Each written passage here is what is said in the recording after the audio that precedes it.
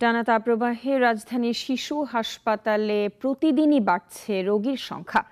চাপ সামলাতে হিমশিম অবস্থা চিকিৎসকদের। গরমজনিত অসুখ এড়াতে তাই পরামর্শ মেনে চলার আহ্বান তাদের। জয়ন্ত কর্মকারের রিপোর্ট। দেশ জুড়ে অব্যাহত রয়েছে তীব্র তাপপ্রবাহ। প্রচণ্ড গরমে নানা সমস্যায় আক্রান্ত হয়ে রাজধানীর হাসপাতালগুলোতে প্রতিদিনই বাড়ছে রোগীর সংখ্যা।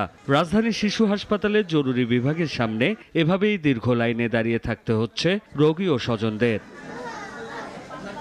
রোগীর স্বজনরা জানান, তীব্র গরমের কারণে জ্বর, নিউমোনিয়া সহ নানা রোগে আক্রান্ত হচ্ছে শিশুরা। অতিরিক্ত গরম থেকে, ঘাম থেকে বাচ্চা ঠান্ডা লেগেছে, জ্বর, ব্যথা, পেটে ব্যথা, বমি করতেছে, বমি ছাড়া না। বাচ্চার আজকে 9 দিন ধরে জ্বর আর পাতলা পায়খানা। 5 দিন যাবত হসপিটালে ভর্তি। চিকিৎসকরা বলছেন, টানা গরমে হাসপাতালে জ্বর, diarrhoea, pneumonia, typhoid, heat stroke সহ গরমজনিত বিভিন্ন রোগে আক্রান্ত রোগীর সংখ্যা বাড়ছে।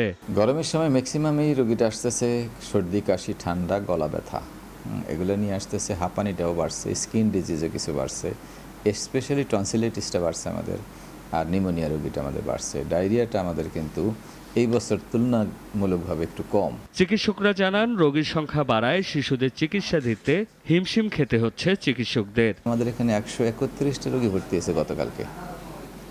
গত পরশুদিন 139টা রোগী ভর্তি হয়েছে। তার মানে দেখেন, ভর্তির রেট কিন্তু অনেক বেড়ে গেছে। রেট বেড়ে যাওয়ার কারণ হলো আমাদের চাপ।